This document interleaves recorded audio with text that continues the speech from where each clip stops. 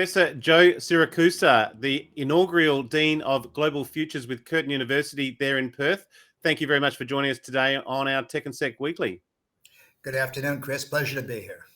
Joe, we're going to be diving into AUKUS and the opportunities and challenges that presents from both the tertiary level, but also just career-wise and attracting people into the industries that will be surrounding the AUKUS agreement. We're obviously talking AUKUS nuclear submarines, but it goes much deeper than that. And it does appear to be getting deeper than that with between the United States, Australia and the United Kingdom. Maybe your initial take on AUKUS, and I think you haven't said anything yet, but your accent, for those in the audience that aren't aware of you, might give it away in terms of your background. Okay, well, look, Chris, I was born and raised in Chicago. Yeah, nice. I really am from Chicago, unlike some presidents who claim to be from Chicago. And I studied in the United States. I studied in Vienna. I worked for Merrill Lynch before I came to Australia, and I arrived in Australia on February 2nd, 1973, while Australia was still kind of wearing the Vietnam War and asking itself what it was doing with its American partner and all the rest of it. So I have got to witness Australia's politics and foreign policy over the last 50 years. So I'm not reading about this somewhere. I was here. I was part of it. I've had, in my career, 45 PhD students, hundreds of honor students who've taken their place in Australian society, prime minister and cabinet and ambassadors and all the rest of it. So I've had a wonderful box seat. And then a couple of years ago, a year and a half ago, I wake up and we got these three guys on the screen telling us that there is this deal, this nuclear powered submarine. Now, of course, this is small comfort to the Chinese. They regard nuclear powered submarines as nuclear submarines because you can put a missile on there that has a nuclear warhead very, very easily. It's not hard to do. So Yep. You already got enemies, and so you've got Boris and Scott, and I think was it President Trump at the time, Biden, announces that we've got this deal, and at the same time we've insulted the French, who got blindsided. Very, very bad move, as a matter of fact. And then a little while later, we have another government in San Diego which embraces the idea. So now we have an all-party, all-of-government approach to this submarine deal, which is about more than submarines. Announcing that Australia is going to have a nuclear submarine fleet and it's going to serve with the Americans and the British and have a mix and match, and that the Americans and the British will be going in and out of Perth, etc. This is enormously big news, and I don't think the Australian public has actually grasped it yet. Shows like yours would probably help them to grasp it. It's to secure Australia's future, and it's about deterrence. It's not about weapon systems. It has weapons. It's not a destabilizing thing, and it sends Australia's enemies a warning that they are prepared, and if people aren't prepared to defend their nations, they don't have to worry about it because someone else will figure it out for them, as a matter of fact. So it's a massive thing. But what struck me was there was this enormous commitment, 268 to $368 billion in constant dollars. This is enormous investment. And yet at this time, and the government knows this, we know this, there's no skill set, there's no workforce, and there's nothing really in place. We're putting it all together. And so we're starting from scratch. This is not unusual. When I was a kid, I heard President Kennedy tell Congress that we're going to the moon this decade and we're going to bring back our astronaut in one piece. Well, we all thought he was as mad as a hatter. It was like a Walt Disney movie. And so this is the same kind of promise. We're gonna have this major commitment, and I think it's important for Australia to discover its sea lanes again. When I arrived here, Australia didn't have an aircraft carrier. I think it had been cut in half by somebody else just before I arrived here. And Australia is all about sea lanes, and it's about approaches to Australia. I mean, there's no secret. You know, you're old enough to remember the Dibb report, where Dibb was going to pre-position material in the north end. Well, one of your famous admirals, whom I became friends with, Guy Griffith, said to me, well, you know, that Canberra finally has a war it can drive to. War isn't going to look like that. War is going to be on the high seas and in the approaches to Australia. So I think this commitment to providing the security for Australia's sea lanes is extraordinarily important, even if people don't recognize it. Anyway, we've got this. The technology isn't there, the skills aren't there, the workforce, and so we have to find them. And so when I arrived at Curtin University, they asked me to become the Dean of Global Futures, which is a wonderfully catchy phrase. And it takes advantage of my background, because I'm interested in security and future and diplomacy and all that. And I'm also interested in global engagement. I think it's important for Australia's universities to play a hit above their weight, because that's all we can do, actually. I mean, and of course, every Australian university has niche capabilities, et cetera, et cetera. And what inspired me last night to set up a town hall was two things. Number one, my pro-vice chancellor wanted to introduce intellectual content into the residential halls. We got all kinds of people there, you know, not just social science or humanities. We got engineers and all IT people, et cetera. And we wanted to put them together and kind of have a discussion. And so last night was about a dialogue. I want to know what the students think we've got here and whether they want to be part of it. So I invited some of the top people in Western Australia to come and talk about AUKUS, and the final speaker, the main speaker, was a guy named Ash Body, who is the acting executive director of Defence West. You know, he's the pointy end of how we do this thing. And he admitted we don't have a lot of things yet. And I think it's important for Australia to engage its universities. Now, the other thing that inspired me is this too, Chris. I was recently at the Avalon Air Show in Victoria. And I went with a friend of mine. I've been going for a number of years. And I noticed that in the Lockheed exhibit, and they were showing one of the Lockheed engines for the F-35, they had 35 desks set up for 35 niche manufacturers in Australia who did something unique. They produced something for the engine. And so, you know, sort of the light went on. I mean, here we have this massive Lockheed engine on top of this incredible airplane. And we have 35 manufacturers in Australia, niche manufacturers, who provided components to it. Now, I think that's kind of our template here. Australia has enormous potential, particularly in nanotechnology and things like that, to make these kinds of contributions. So I wanted these kids to know that, you know, this has been done before. Australia has played a large role in very large projects, and that it's an important role. And it's about the changing of the guard. This is intergenerational. This is about youth and the next generation, and whether they want to think about Australia's future or not. This kind of puts, you know, the next generation on the line. You know, are you either going to be part of this or are you going to just go away? And so we're trying to engage. Maybe I'll jump in there, just because as Sure. you're talking, obviously America will lead this charge in terms of the nuclear submarines. Is this an opportunity from the university and the tertiary sector in Australia to reach out to international partners to collaborate on content and curriculum, so we are getting the same education? Because this is going to be a multi-nation and generational, as you said, opportunity. No one is able to do it on their own. Do we need to be reaching out and collaborating more, or do you think those networks are already there, they just need to be built on? No, I think we have to reach out. I think it's compulsory that we reach out. I can see, in terms of this kind of development, whether it's dealing with the oceans or weapon systems or ideas, I can see thousands of Australians going in and out of British and American universities and higher education places to exchange ideas and to create some kind of synergy. So I think it's going to run both ways. And, you know, pretty soon we're going to have a lot of Brits and American families here with the crews, and we're going to have these kinds of exchanges. I mean, I've got, with no names, I have a family member who's been 2 years in camp in Washington. She's with the Air Force, and she's looking at, she's part of that satellite imaging program where Australia is going to produce its next generation of people who can use satellites to pinpoint Australia's enemies or anything else that's going on. And so we got this exchange that's going on.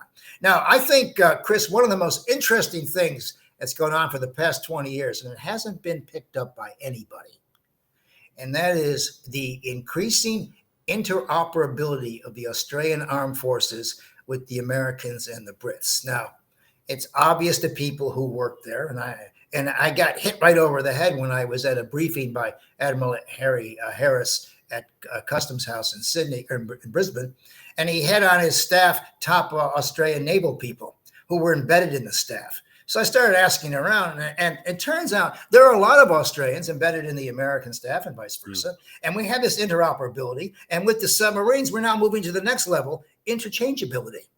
And so, we got kind of the Star Wars force of the 21st century. And of course, Australians don't talk about interoperability. There's not a single doctoral thesis or article about interoperability, which of course is a revolution in how Australia reaches out to its friends and allies in the world. I think it's a major development. And with the ANZUS thing it's a natural. Now, I've heard, and maybe you've heard, that Scott Morrison approached the British on some kind of a deal. And the British opened it up to the Americans, and the Americans said, sure. I mean, America's looking for really close friends and allies these days. I mean, American foreign policy is a little bit tattered, and Australia's taking advantage of this opportunity. Now, there are some downsides here. The downside here is that by receiving nuclear propulsion technology, and Australia is going to be right at the heart of it, as a matter of fact. They're not going to touch it, but they're going to be part of the studies of it. By doing this, Australia's critics, America's critics can say, well, they violated the Nuclear Non-Proliferation Treaty. They're in violation, at least the spirit, if not the letter of the treaty, giving other people bad ideas. That's a downside. How do you explain this? And the answer is not very well. America's only departed from its nuclear safeguards only once, and that's in 1957. It allowed the British to get involved in its nuclear technology because the British were coming anyway. Maybe they'd even been ahead of the Americans for a minute in the early 40s. So Australia has to sort of explain that. On the other hand, the benefits are enormous. I mean, Australia gets to have some American expertise here, and then it gets to develop its own submarines with the British. Now, somebody said the other night, how will 8 or 9 boats change the balance of power in the Indo-Pacific area? It's not just about 8 or 9 boats. It's an entirely different mindset. I mean, Australian foreign policy is being reoriented. Now, I don't know in 30 years if someone's going to honor the pledges and all the rest of it. But, the enormous opportunity here for science and industry, humanities, social sciences, for technology. When we went to the moon, we just didn't go to the moon. Look at all the spin-offs we got. We found out that we could burn an egg without having to destroy the pan, for God's sakes. And all these wonderful spin-offs in terms of medicine and living, etc. So we're on the verge of this new frontier, and Australia has to get involved, has to take involved. So one of the things that I wanted to do was raise the awareness, which is you're doing too. So one of the things we we're going to talk about was the type of careers that will become available, but then also who should pursue those careers and why. Do you think AUKUS is enough of it's a little bit different from arguing we're off to the moon. That's an exciting frontier sort of attraction, whereas AUKUS tends to have a defense and sort of a less sovereign approach. Do you think it's going to be a challenge, or we focus on the technology first? Do you think, firstly, there's going to be a challenge in attracting a career force into the nuclear age in terms of nuclear submarines? Do you think that could be a pediment there? Yeah, it's going to be a little bit of a problem, but we have to raise the awareness, and then we invite them to take part of it. We have to let them know that they're going to lead. In 20 years, these people who get involved. And it's just not the nuclear and the military side. There's going to be a lot of physics involved, a lot of science involved. We got about $8 billion coming into WA, going out to Stirling Base. And, we're going to need project managers. We're going to need people who can work on ships and people who know something about the ocean. So we have this workforce, not only of tradesmen and academic types, but everybody. Everybody should get involved. And of course, when we start getting involved and these large populations starts to come here in this area, it's going to have a multiplier effect in terms of what happens here. But we don't have enough people. We don't have enough technology. We don't have anything yet, really. We don't I even have think, a plan. well, We've got an announcement. they got a plan, but there are people who argue that Canberra doesn't really know what's going on in WA or South Australia. We got all that usual stuff that goes on, as a matter of fact. But the point is there's just enormous opportunities here, both for domestic and military things. We, in terms of producing people who understand the ocean. For example, Chris, what if Australia is able to perfect building submarines with its own combined forces over the years? They can sell submarines around the world, not nuclear submarines, but they can sell submarines. You mean, be nice to see that Australia has something to sell. I mean, we don't have those kind of big ticket items that we can sell. So they're in at the beginning of this thing, and it's up to the government to show us, the opportunities. And I heard last night that there are internships and they're trying to create things. We're not just trying to get submariners, though that's a problem.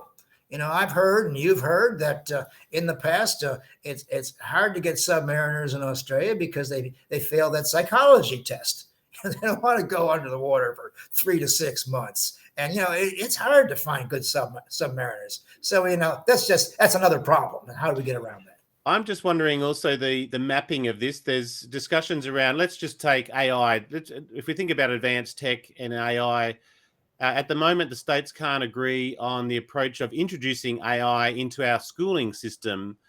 And I just do question whether we have that long-term view of advanced technology and where technology is going and the transition. And this is, I think you did raise it earlier, the generational change that this is underway. So we are early days, and so fair enough, we may not have a defined plan just yet. And this is going to be a 30 to 40 year project.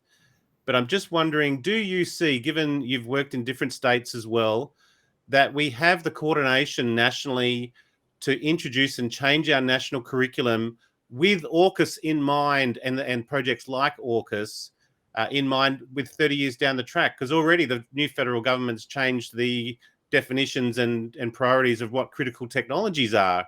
So the space sector's asking questions. We were priority last year and this year we're not the priority.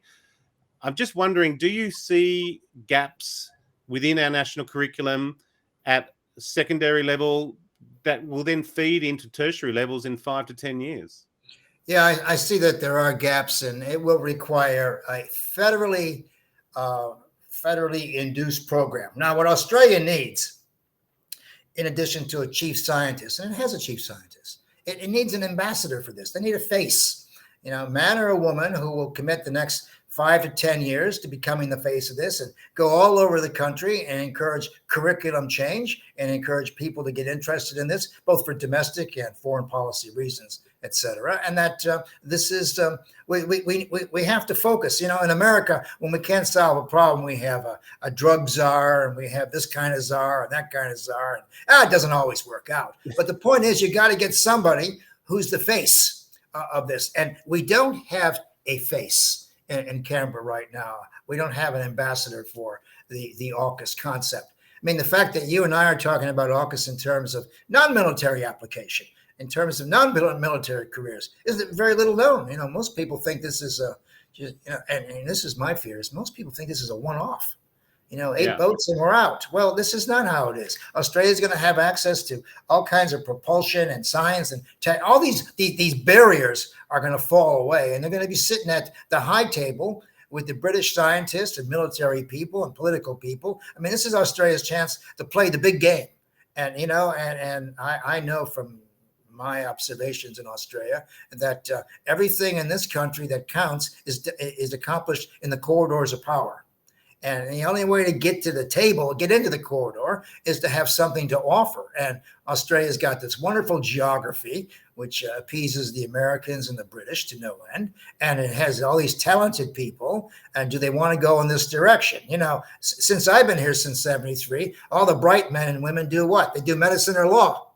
Well, let's get some people now doing quantum physics or something to do with the sea or technology of some kind. I mean, we got all kinds of possibilities here to get involved in a non-military way. It's going to be a while before this becomes military anyway. And so, we have this great jumping off point. And so what the government has to do is to raise the awareness and to let people know that there is somebody who's speaking about this all the time. It wouldn't, hurt to have somebody who's got a large image as the ambassador for AUKUS, or at least what AUKUS represents.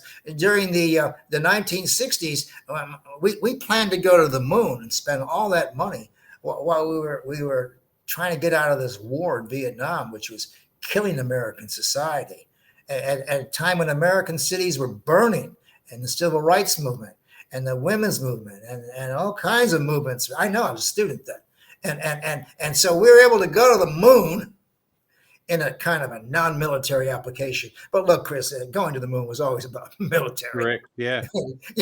If you want, you could put a mouse on a ship and call it, something else. But it was about military application too.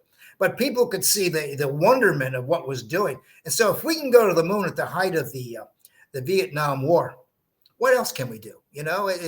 We might, and this gives us a chance to get out of our little problems here and do something wonderful. I mean, if Australia contributes just one iota of physical and emotional strength to deterrence, and deterrence is what? That's what you pay. It's eternal vigilance. If you don't want enemies, you got to plan about dealing with them all your life. As long as that deterrence works, then I'm all for it. I suppose my last sort of point with you is you're relatively new at Curtin. As we mentioned at the outset, you're the inaugural Dean of Global Futures. What's the key factor of your role? Is that almost, and maybe also your observations of Curtin University, they've got strong programs within all of these sectors. What's the main purpose of your role, and then your initial observations at Curtin in terms of the structure, the tertiary structure that they have? Well, my role is to keep the university globally engaged, which I can do through my own brand, and go around the world. And I have I got a lot of people who listen to what I have to say, and then this redounds to the staff I deal with and the students. So you extend this invitation to join your world and to keep them globally engaged. There's a tendency for universities to hide in silos and create this work that no one. We have to produce people and knowledge that has cachet beyond our little remit, as a matter of fact. And I think Curtin is wonderfully placed to do that. And I've been to 4 universities. I've seen everything here. Since I arrived in '73, and Curtin's got a nice vibe to it. It's interested in what it can contribute to the future. And it jumped on this AUKUS thing. And it cares what students think, even pre-university students. They want us to engage everybody into a deeper understanding of where we are and what we have to do. And Chris, we got big problems. We got climate change, and that boat's probably sailed. We got nuclear weapons. We have acute food insecurity. We got 400 million people who went to bed last night without a meal. And these are 400 million angry people. They're not done being angry yet. And we got these enormous problems. And Australia's this small, rich country in the Southwest Pacific that can perform miracles if it wants to get engaged. So my job at Curtin is to keep them outward, to looking outward, okay? Keep them globally engaged. I mean, right now, we're going to set up some links, important links with the Henry Kissinger Center of Global Affairs at Johns Hopkins in Washington. A good friend of mine, Frank Gavin, runs it, and we're going to invite him out and get up all kinds of synergies. And so, my job is to kind of beat the bushes and to point Australia outward. Now, there are a lot of good people in universities, who do all kinds of work on earthquake relief and stuff like that. There's some wonderful people. Every university has niche excellence. And so what we're trying to do is we're trying to position Curtin University as one of the leaders in cooperating with the government on this AUKUS project, wherever it goes. It's intergenerational. It's going to suck up the air, energy, and money for the next 30 years. And we got 2 choices. We could be part of it, or we could take forget the trip. And I think it's too important a journey to be left out. Well, Western Australia is definitely going to be in the driving seat at some stage as well, being on the West Coast. Now, just one last call to action. You are going to be running a town hall. Was that That was last night, was it? That was last night. We had over 30 engaged students coming from one of the lovely residential centers here, and they all asked the pertinent questions, and they all want to get involved. And so we're beginning the dialogue. You know, my job was to get in that residential college, and that's hard, and bring in speakers who are important people, which is hard, and to put them together where we can understand. We want to find out what we think about each other. I want to know what the younger generation thinks AUKUS is. And once they know what it is, what are they going to do about it, or if anything? And so I want to create this kind of dialogue instead of just telling people what they ought to do. And Australians don't want to be told what to do. No one does. And so what I'm trying to do is create this kind of energy. And we had a large discussion. And at the end of the night, I had about 34 people there. At the end of the night, we took a vote. And I said, let's take the vote. Is AUKUS a good idea or a bad idea? 31 people voted good idea. 3 people voted a bad idea. So I said, this is democracy at work. This is exactly what I want to find out. You know, if the younger generation have had a gutful of the older generation screwing it up and not doing it right, and this is their chance to make it right, both domestically and foreign policy and all the rest of it. They have a chance to be part of something very big. And when's the last time in your lifetime, Chris, the Australian government spent $368 billion on anything? Never. It's been a while. A few white papers in the interim, though, as well. Yes. But look, Professor Joe Siracusa, you're the inaugural Dean of Global Futures, Curtin University, there in Perth. Absolute pleasure to listen to you. I think given your antecedents and, as you say, the history that you have, that insight that you have over time, when we start looking forward 30 to 40 years, that background really does come into play, where you can start to link in back into history, recent history, so we don't start to make the same mistakes again, and also take the opportunities when they are presented. And as you point out here, AUKUS is definitely an opportunity amongst other things. So thank you so much for your time today on our My Security TV. And just on my background, we didn't know whether to put this into space or into security. I think it covers off on both. So there is many more discussions to have on this, and hopefully we'll have you back soon. Okay, sir, I'm available. Thank you very much. Thank you very much for joining us. Thank you.